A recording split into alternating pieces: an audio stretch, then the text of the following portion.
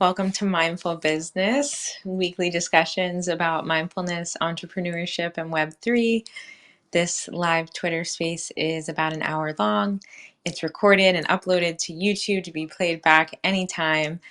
This is episode 24, dedicated to discussing our personal experiences and reflections on yoga teacher training.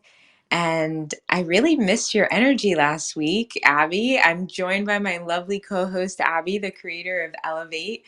How are you doing today?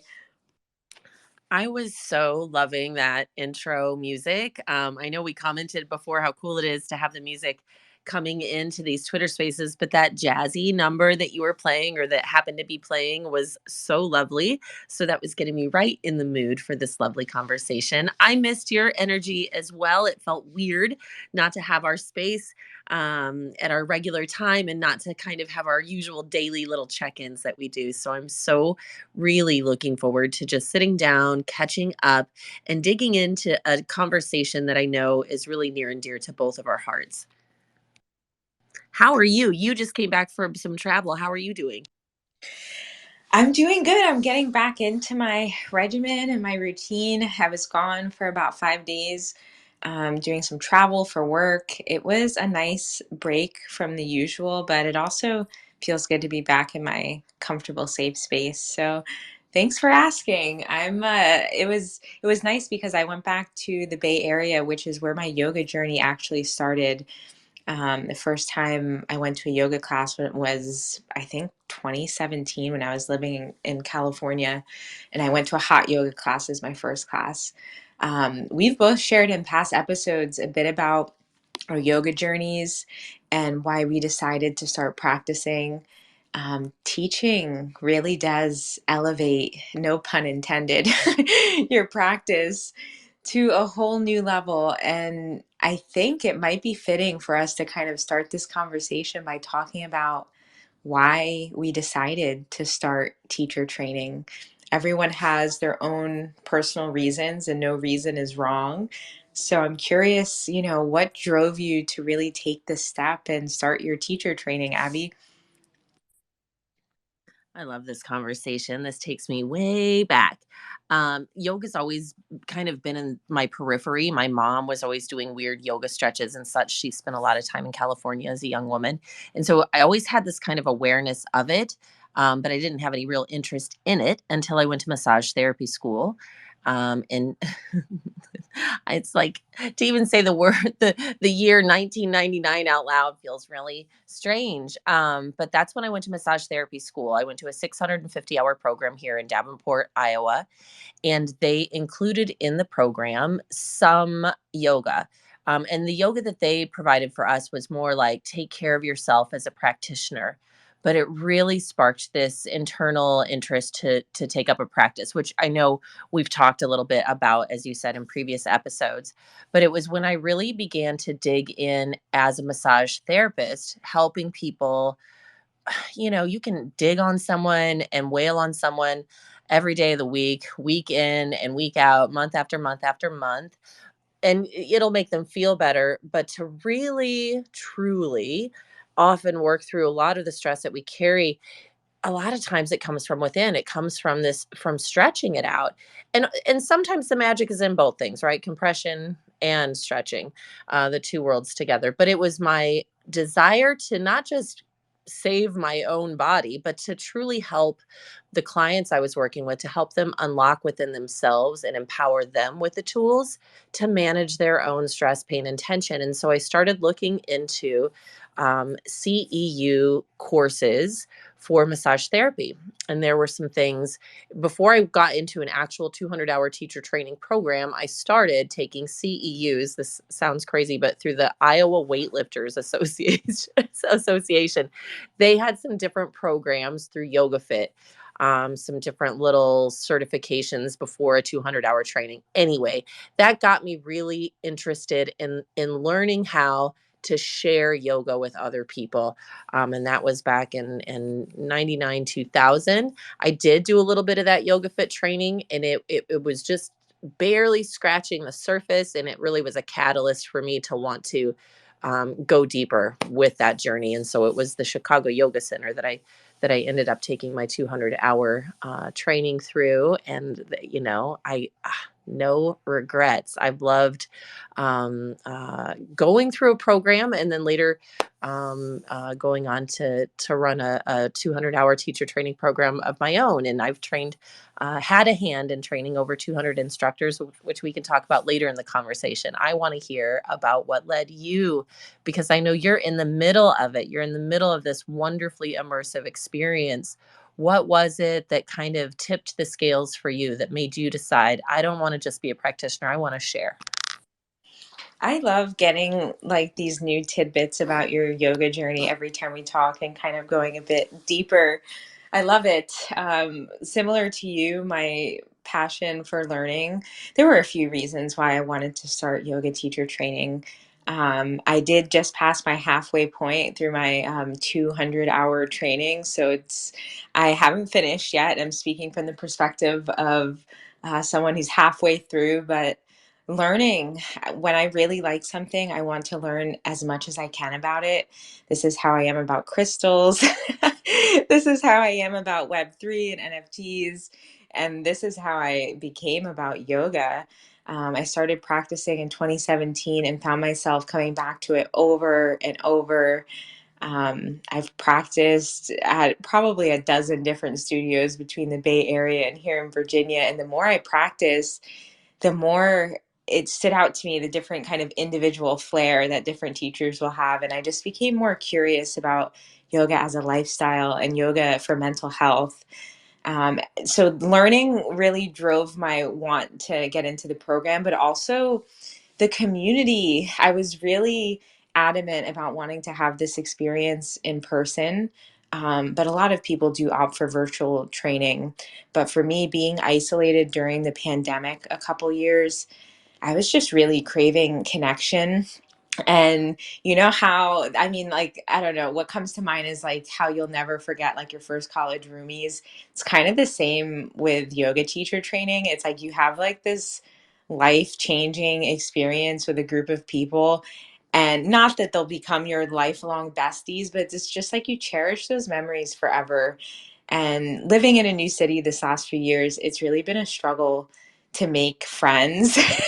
And my fellow yogis have become some of my closest friends, you included, Abby.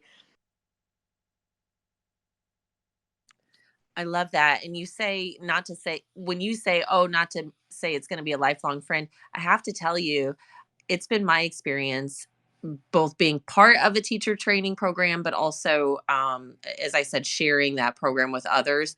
Some of the relationships that form really do last a lifetime. Not every single one of them obviously do, but there are some truly special bonds that form through these experiences. It's this immersive experience. It's somewhat emotional too, because you you're tired, you take on a lot, you learn so much, and when you are doing it in a group setting with other students, you're going through this together. And so it's really a deeply bonding experience. So I love that you opted to do it in person. I think that's so wonderful. I'm so blessed to have had I've had both experiences. During the pandemic, I went on to take my advanced teacher training, my 300-hour through the Himalayan Institute. And I have to tell you, it's something I always wanted to do, but would not have done because they're in Pennsylvania. I would not have done any sort of month long, not at that time of my life anyway. Now that my kids are getting older, maybe, but it wouldn't have been accessible to me had it not been online. So I love that I've been able to have both experiences, but there's nothing like in person yoga teacher training, because it really is such a bonding experience. And I feel the same way about you, by the way, in terms of people that I have found here in my Web3 teacher training. It feels like it's almost like YTT, the year and a half almost experience of hanging out in Twitter Spaces in the NFT community. There's definitely some parallels that we could talk about later. But yeah, I love that you're doing it in person. So talking about all the feels and all the emotions, you said you're about halfway through. I always felt like when people would come into a teacher training program, there is this excitement like nobody's business. Everyone is so overzealous to get started. People get to know each other. And then yeah, you do kind of hit this halfway mark and it starts to get to be a lot to juggle. How are you feeling about your training? Like, are you feeling tired? Are you still feeling that exhaustion? Somewhere in between? How are you doing with it? Goodness, that's a nervous laugh. It is okay, so instead of doing like an intense like month-long training, they broke it out because everyone has full-time jobs, everyone in teacher training. So they broke it out into like one weekend a month every month for like 7 or for like 8 months. So we meet once a month, but it's those weekends we meet are so intense. It'll be like a Friday night from like 6 to 9:30 and then Saturday and Sunday from 12 to 7. So it's like we go hard on those weekends and you can just like the enthusiasm that people come in with on Friday is completely evaporated by Sunday. People are just like falling asleep just because it's exhausting. It's a lot of the curriculum. I think many are, well, I don't know. I can't speak for everyone, but for myself, the curriculum, I guess I was kind of surprised by it and I was just expecting to do a ton of physical asana practice. So, which brings me to like, let's talk about the curriculum. Like, there's so much involved, and I'd imagine we've probably had kind of similar curriculums. But I mean, we talk about yoga as a lifestyle. We've had some required readings about the history of yoga and how yoga expands beyond just the physical asana practice, which me and I know many other people tend to just immediately associate with yoga. You dive into the pillars of yoga, which I actually believe Abby had really beautifully explained in our Yoga 101 episode. If you go uh, back to our YouTube, we had really gotten into the pillars of yoga in that episode. We covered the basics of yoga class, like the structure of a class, the different types of classes, basic language to use in terms of cueing breath with movement. We learned the pose names in Sanskrit and different cues for the poses. Even get into like curating music, providing hands-on assist so that you can, physically put your hands on people and help them safely enter the poses. Talk about using props, offering modifications, pose variations. I guess what I wasn't expecting was like the anatomy, which is like, duh, you're in your body and you're moving your muscles and your bones, but you really get into like bone and muscle structure so that you can lead safe classes and so you don't put anyone at risk. And I guess what's been like most challenging for me, which we'll talk more about challenges, but practice teaching. A big part of the curriculum also is leading the other teachers in a class. And for us, we have 4 practice teaches spread out through the 8 months. So it's like every other month we're doing a practice teach. And the first was 15 minutes, and then it gets longer. It goes to 30 minutes, then it's 45 minutes, and then the final exam is teaching an hour-long class. So that is kind of in a nutshell, I guess, what I've been doing the first 100 hours. Tell me a bit about your experience and your curriculum. I'd imagine it was somewhat similar. Very similar, and I love that they're breaking up your practice teaching in that way. I think that's really smart. It sounds like you're in a wonderful program, a really well thought out and thoughtful program. So I love that. And yeah, really similar, anatomy and physiology, which is something I love. When I got into yoga, I was doing so from a massage therapist point of view. When I got into the massage, or excuse me, the yoga teacher training, so that I loved. And when I went on to be a part of facilitating yoga teacher training programs, that was a huge part of what I would share. And so totally dig that. And yes, it does surprise people sometimes, but yeah, it's nice to at least have a functional awareness and understanding of the anatomy, and at least a basic understanding of the skeletal structure and the way that the joints move. You're focusing on the joints so much in physical yoga that it's important, to share that. So that was a big part of both the training that I took and that I shared. history. The philosophy was a lot more intense, right? And those are the kinds of things that could literally take a lifetime to continue to come back to and understand. Something that I love about going on to teach any of these subjects is that teaching helps deepen your understanding. You go back and you review the information over and over again. And the more you share it and the more you review it, the more you understand it. And so teaching is a great tool for learning. So yes, back to curriculum. Sorry, I get excited and off on tangents, but let's see, anatomy, physiology, history, philosophy. As you said, adjustments and assists are huge. And then what's interesting is that's changed a lot. I feel like in the beginning, when I was learning from a real Ashtanga based lens, there was a lot of like aggressive adjusting, and I feel like over the 20 years or whatever it's been, that's been refined so much. There have been some really great teachers out there that have really refined that to be a gentler, kinder process than it was when kind of coming up in like different teacher training programs 100 years ago, when it was more like Manju Joyce, excuse me, Manju Joyce from the Joyce family, from the Ashtanga Yoga, Vinyasa Yoga lineage from Mysore, India. They will just, he would just squish you, you know, or like put you in some really almost like kind of aggressive postures. And we all lined up for it and loved it, by the way. This is not me complaining. Like we loved it. But I feel like the more you go on to study anatomy and physiology and kind of the Western approach to some of these things, and kind of marry tradition with what we understand about the body, there are kinder, better ways, and so it's been neat to see some of those things refined over the 20 years of teach both being a student and being a teacher. So see, oh, and mantra is that, speaking of Manju, I had the opportunity to study many hours of mantra with both Manju Joyce, starting in probably 2008, but also Srivatsa Ramaswamy. He's like the oldest living, I don't know, the oldest living student of Patabi Joyce.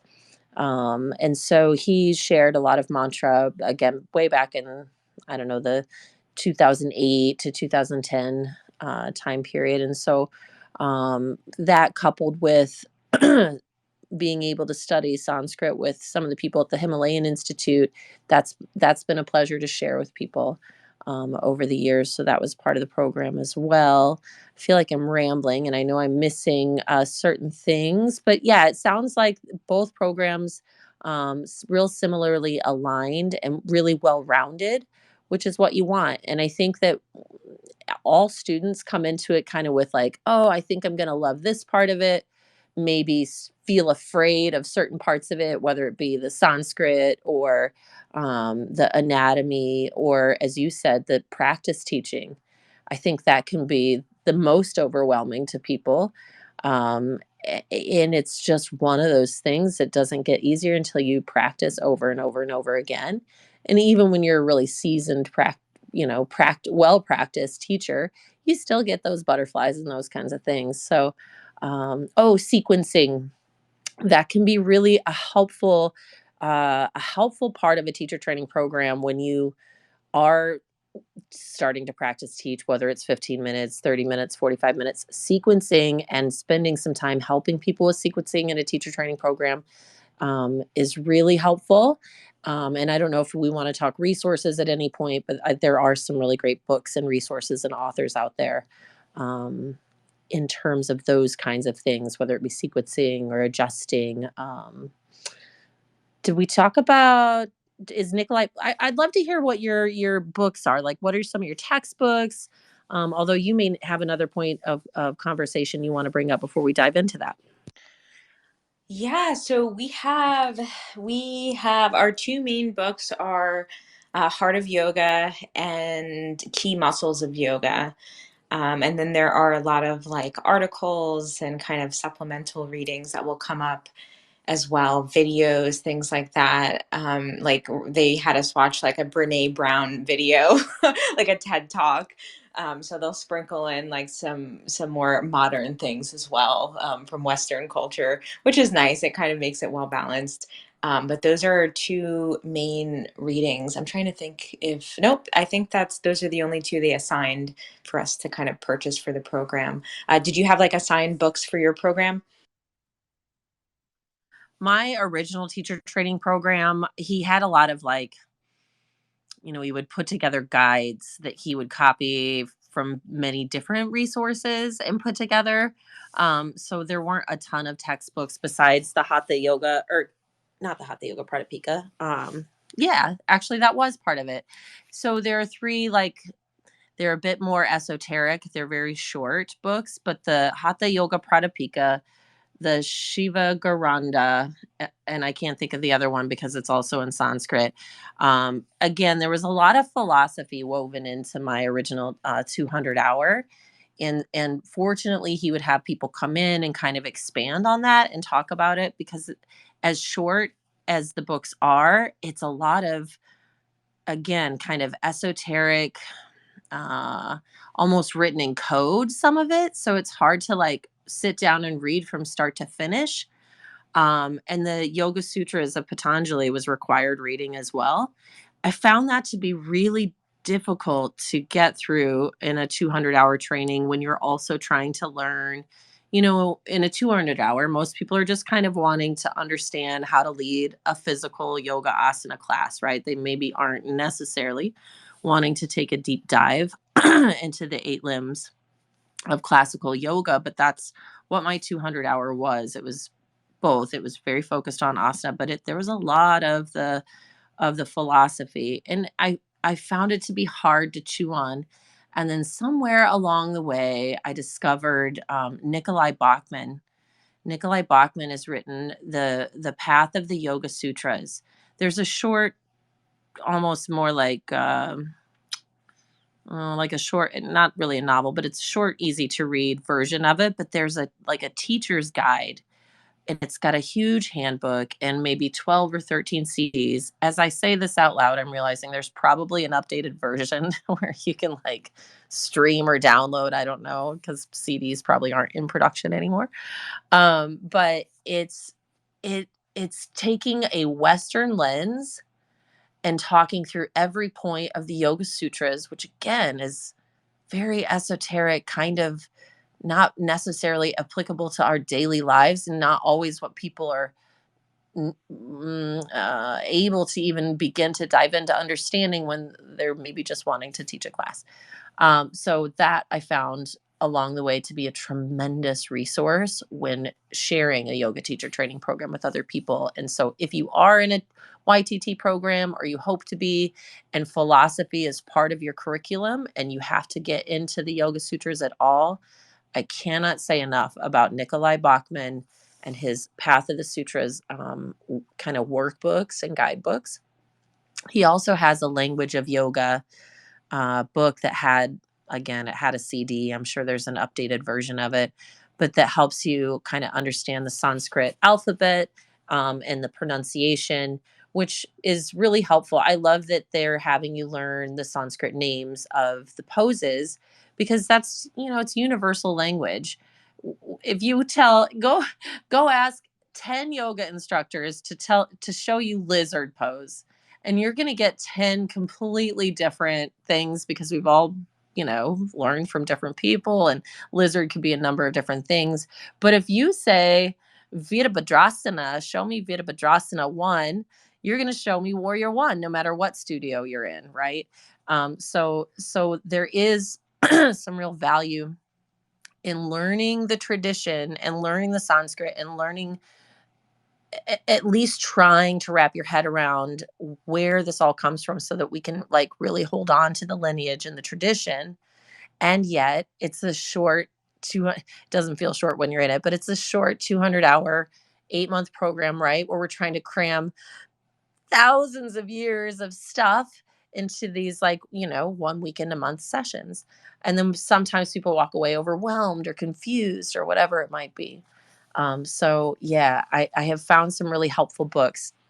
As I mentioned, Path of the Sutras, but the other uh, really great resources, Mark Stevens, and it's PH, not V. Mark Stevens has a series of books that are incredibly helpful to the new yoga instructor or to a teacher training program. If you don't have required reading, it's great to just put in your library. He's got a whole textbook on yoga sequencing. He has a whole textbook on yoga adjustments.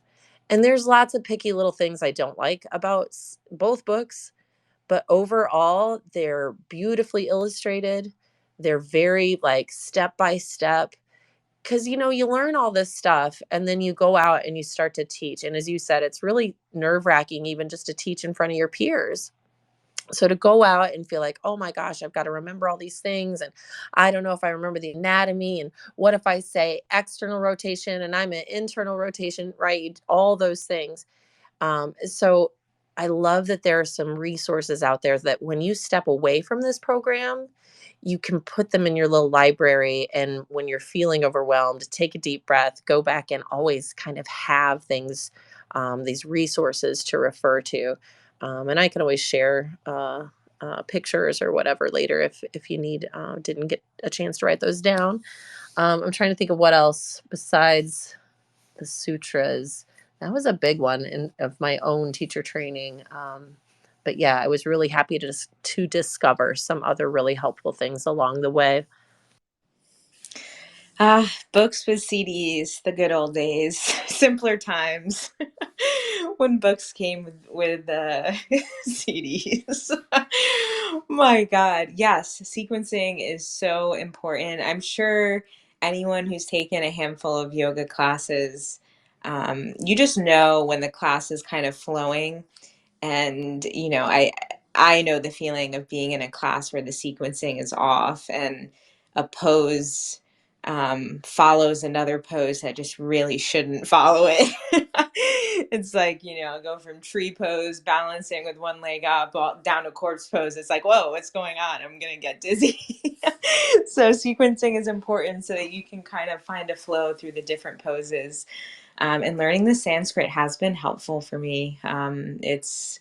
Yeah, I've been in studios where they don't use the English names and they only use the Sanskrit, and then it's like kind of just gets burned into your brain, and you start to associate a pose with its real name, honestly, with its universal name.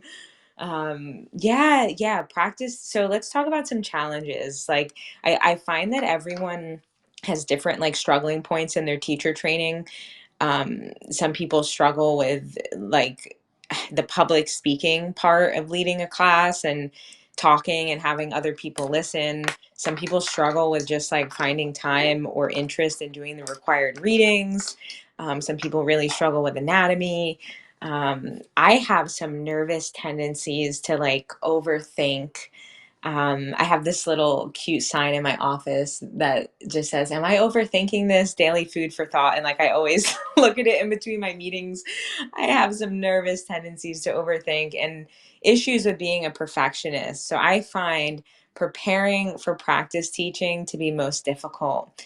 And I am my own worst critic. I'll spend days writing a long script of everything to say, all the cues, all the pose names. Then I'll practice reading it out loud a few times, make sure it's not too long, not too short. And I'll build up all this anxiety around if I'm going to do it right, if everyone's going to have a good experience. I just psych myself out too much. And usually it's fine. And I make minimal mistakes. And I always feel silly afterwards for being so worried in the first place. But as you said, I feel like it's one of those things where I just need to have more teaching under my belt. And eventually, it's like taking the training wheels off the bike. Eventually, I won't feel so nervous and anxious about it. Can you share like what you personally found to be tough or challenging in your own training? To be tough in so my training was in Chicago, at the Chicago Yoga Center, which was a drive, like a 3-hour drive, and depending on traffic. So just managing my time I had little kids at home and a business and a husband and all that stuff. So managing my time was really challenging, especially trying to like read what felt like stuff I didn't quite grasp fully yet with all the heavy philosophy and stuff. So that part was the most challenging for me. I as you I hear you talk about preparing to teach. You know, I was a theater kid and I've always loved improv and like being on, you know, being able to be on stage or those kinds of things. I'm real awkward in one-on-one conversations sometimes, or like you know, in a room full of people I don't necessarily know or things like that. But on stage, you give me a script to read or something or a prompt or something, I find that to be fun. I always have. And so that part I really enjoyed. But I think that it is a huge challenge for most people. And I think the more you do it, the easier it really does become. And I know you well enough. You'll have 20,000 different scripts to choose from and you'll be able to plug in, right? The more you do it, it's just like putting tools in your toolkit, and it's just like the longer you go along, the more tools you'll gather and they'll be in there. And yeah, you'll eventually be able to walk into a space and have, I think the real actually, as I'm speaking this, the real challenge for a beginner yoga instructor coming out of YTT is to have a really diverse group of bodies in your class. You might have someone that cannot be on their knees whatsoever at all. I've had that experience. And someone who really wants you to rake them over the coals and isn't going to be happy unless they've had 40 sun salutations. And then someone else who, yeah, just had their hip replaced. And this other person in the back row can't do down dog because of the pressure in their eyes from, you know, eye surgery. And then you've had this well laid plan all week of what you're going to do when you go into that class. That's the real big challenge of early, like coming right out of a YTT. And that's again something that just takes practice and patience and persistence, just like your own yoga practice. But yeah, I think that personally was the most challenging, to feel like you're giving everybody in class what they need when there's so many different needs in one class. And that's just going to almost always happen.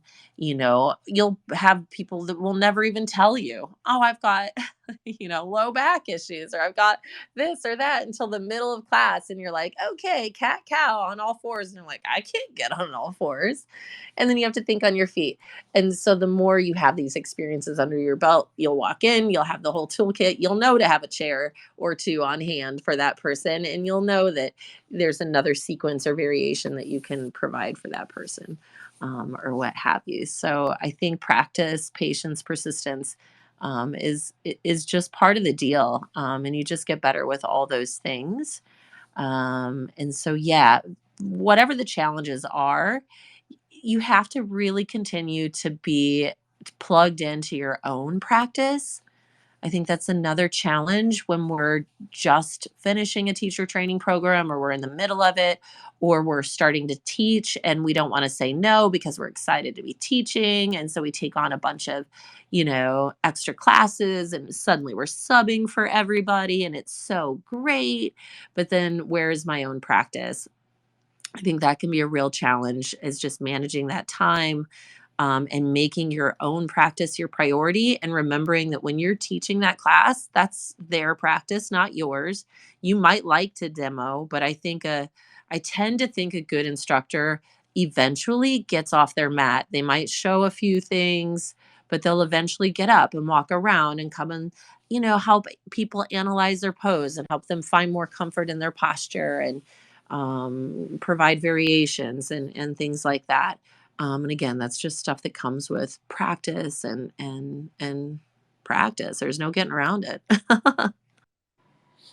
Practice makes perfect.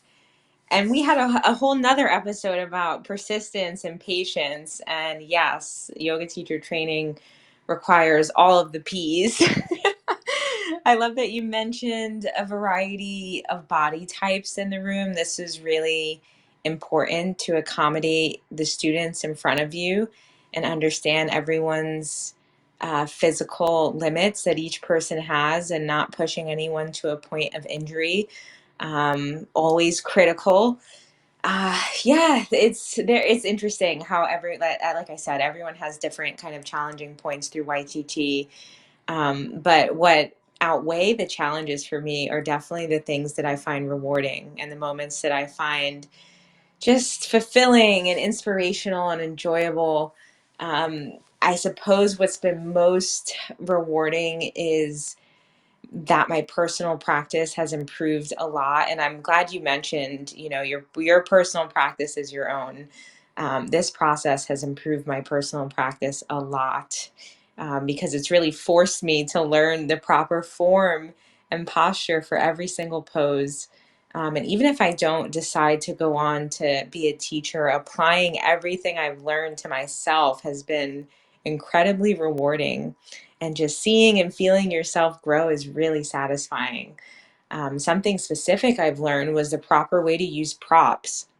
I always felt like I'm young, I'm flexible, I'm strong. Props are for people who are like old or inflexible or weak. And I've come to realize it couldn't be further from the truth. Props have allowed me to offer myself more comfort or more heat and more challenge in any given pose. And now sometimes I'll be the first person in the class to go and grab a couple blocks and a bolster, and I'll see other people like turn and look and see that I have them, and then they'll go and grab some too.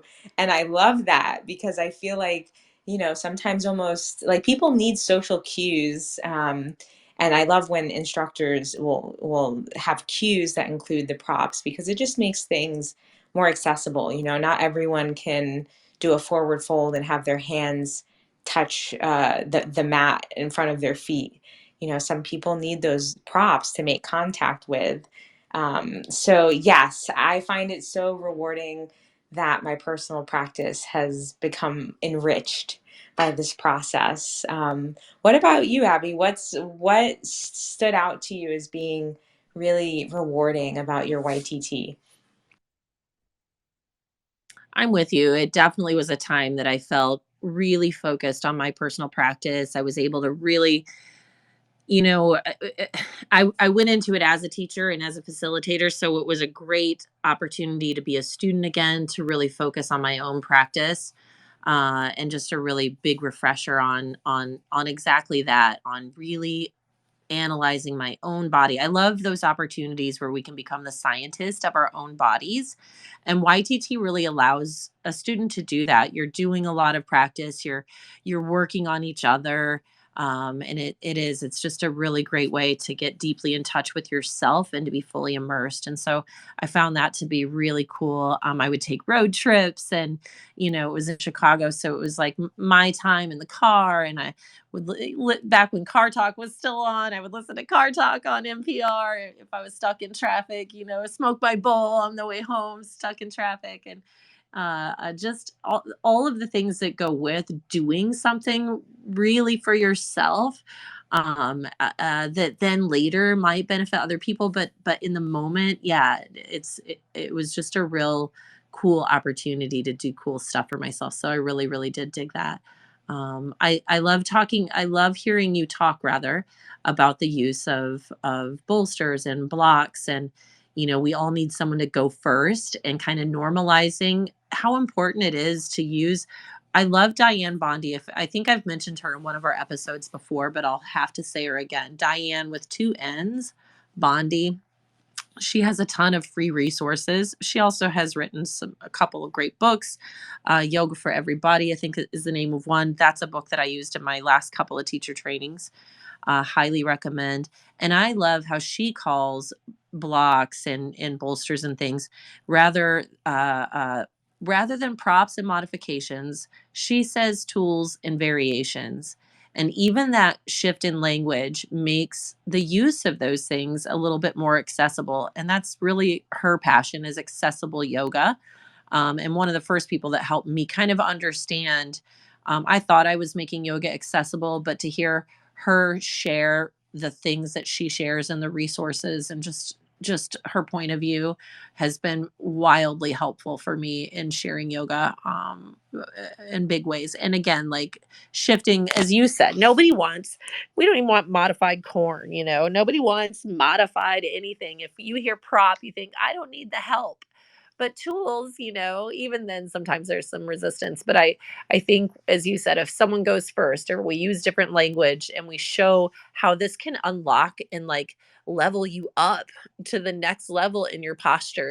It's not like a crutch. It's like a way to enhance what you're doing. So I love hearing you talk about teacher training, kind of showing how useful that can be for everybody, not just the old and infirmed like me. You are not old and infirmed. You're forever young. Oh my goodness. Yes, I am all for props. I asked for yoga blocks on my Christmas list. My husband got me some yoga blocks, and I am a big believer in props now that I know how to use them. And that was a big thing, is a lot of the studios I went to didn't cue the poses with blocks or anything. There was just kind of this assumption that everyone was going to be able to get into the pose without any assistance, which is not the case. So God bless props. And that being said, let's talk a little about what you need to start a yoga teacher training. And this is almost kind of like a rhetorical question, because you really don't need, like, I mean, well, this seems obvious, but I'd say be familiar with yoga. Take some classes yourself before deciding to start training. I wouldn't suggest, having never taken a yoga class and deciding to start a teacher training program, do some classes. That aside, which is obvious and like duh, you don't need any special gear or attire. Just your own body and a positive attitude, and whatever, not fake positive, but like a hopeful attitude is a better way of putting it. A hopeful attitude. These are essential things to bring: your body and a hopeful attitude. But really just the basics, like your mat, if you practice with any towels or any personal props. Sometimes you'll be given like a short list of books to purchase. Like I mentioned, we've had a couple books as required readings. Usually a lot of the course materials are provided. I'm curious, is there anything specific that you think people need or would be helpful before they start training, Abby? Honestly, that's what I love about it. As you said, really, there isn't. Besides a desire to want to learn more and the ability to really be able to commit the time and the energy, it is an undertaking, it is a commitment.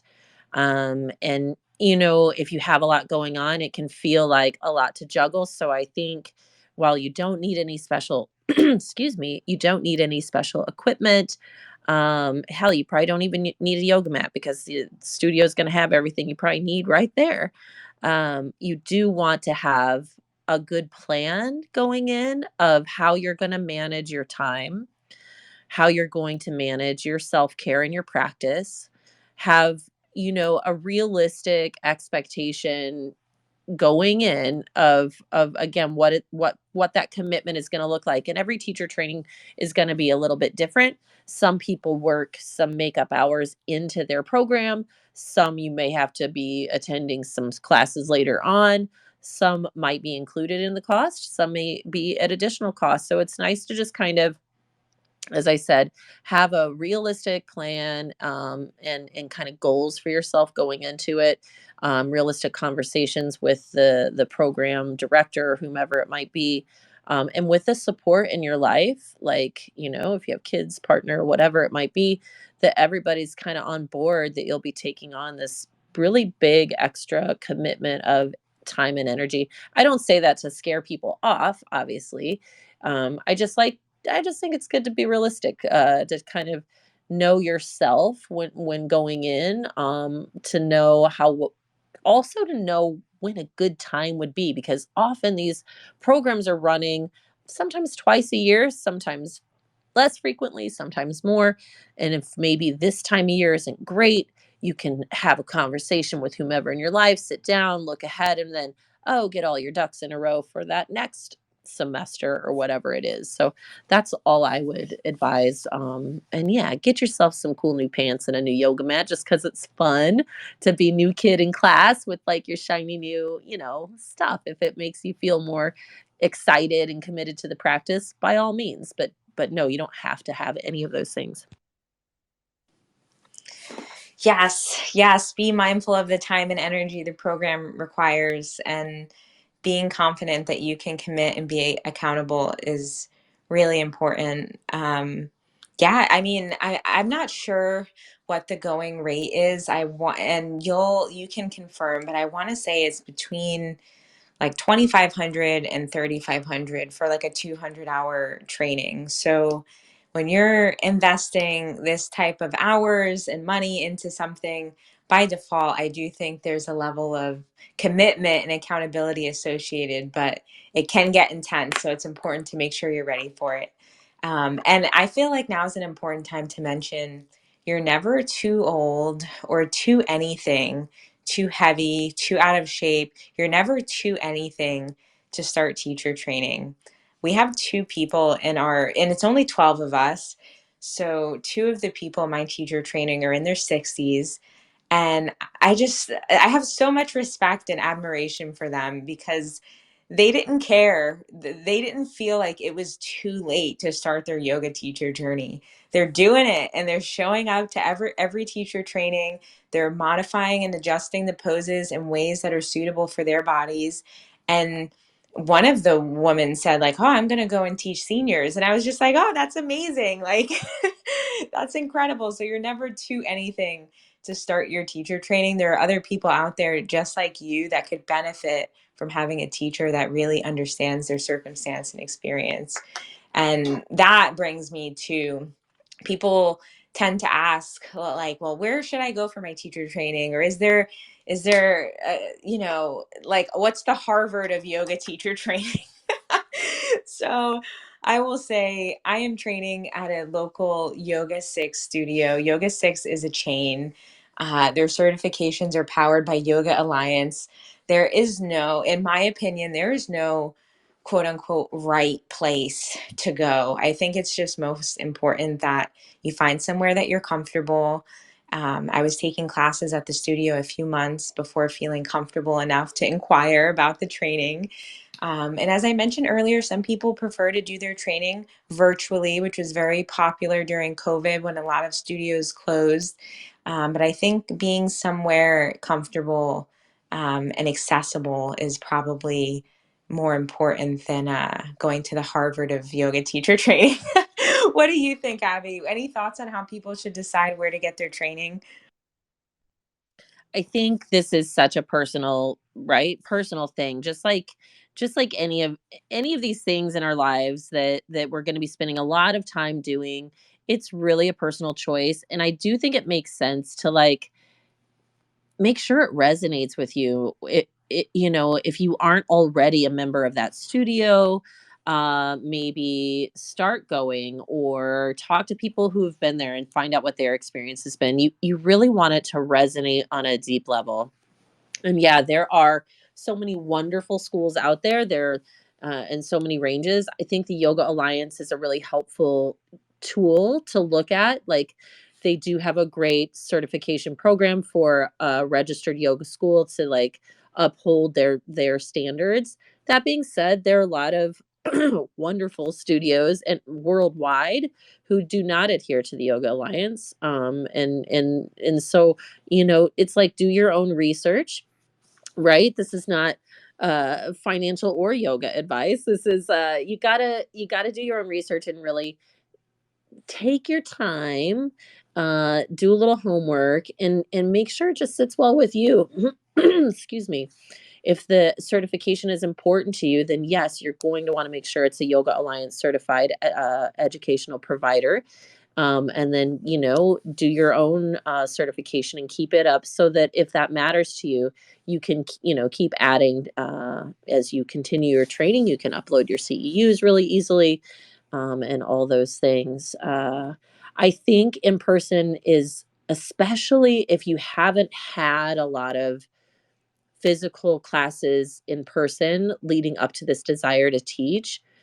I agree. Online can be a wonderful resource, but I think that's a wonderful additional resource after you've really been able to like sink your teeth into a physical experience where you have hands-on adjustments by a really seasoned practitioner and teacher. It's hard to replicate that experience.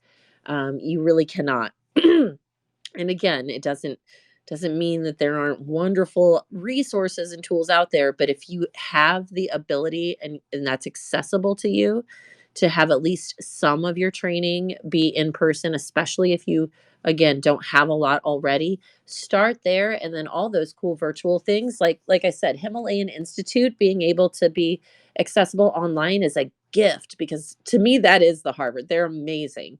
And to be able to take additional resources after you kind of really feel like you know really well the physical stuff, sure, go for virtual. But I think it's a gift to be able to do in person if you can.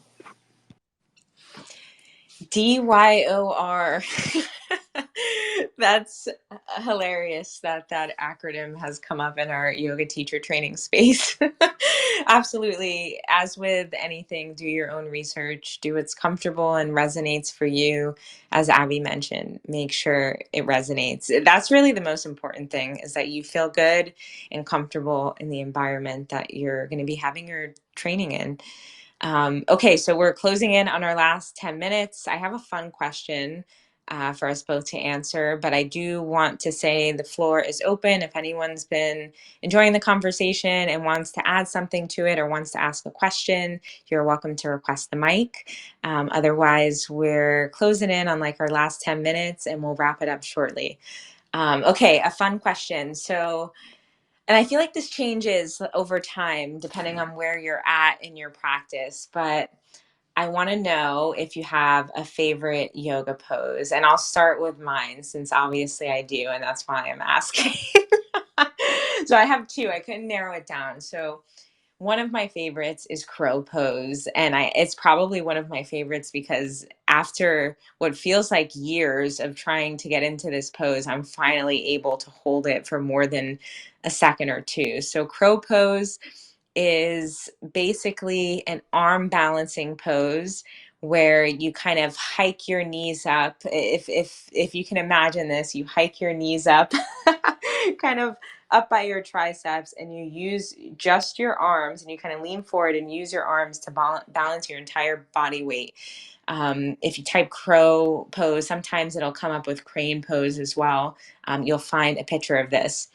My other favorite pose, and I guess it's interesting, I guess I'm just super into balancing poses. I love dancer. Dancer is kind of a standing, balancing, back bending pose where it looks just like it sounds. You're balancing on one leg and you're lifting the other leg kind of up behind you. Say you're lifting your right leg up behind you and reaching back with your right arm to grab your foot and leaning forward into what could be a beautiful dance move. So I love those two poses. Usually they're kind of like peak poses. Like you don't get into them often in class. Maybe you'll do them once or twice, about halfway through the class. So when those moments come and we can get into these poses, I get so excited. What about you, Abby? I love Natarajasana, dancer's pose. Absolutely love that posture. But if I had to choose my two like top favorite postures, excuse me, pigeon, Kapotasana pigeon pose comes to mind. And there are many variations. I like the one where my knee comes down on the ground, almost like a little jackknife, right? Situation. The knee comes down on the ground between the hands, and your back leg stretches out behind you, and you kind of fold over that front leg. And it's this really great deep stretch for those deep external rotators of the hip, which can unlock all kinds of, stuff that we carry in that low back and that hip. So huge fan of pigeon. I will say a lot of knees don't like that. And so you can always do a variation on your back, doing like a figure four where you cross your ankle over your knee and you kind of hug the legs in towards you. That's definitely one. I wasn't gonna say Natrajasana, the dancer's pose, but gosh, I do love it, but I should pick something different. Honestly, good old down dog. Love my down dog, and the same thing there. There are some variations. When I was going through a lot of vertigo, I couldn't do like regular down dog where you're on all fours, or excuse me, on your hands and your feet, and your sitting bones are lifting up into the sky and your head's kind of down between your shoulders.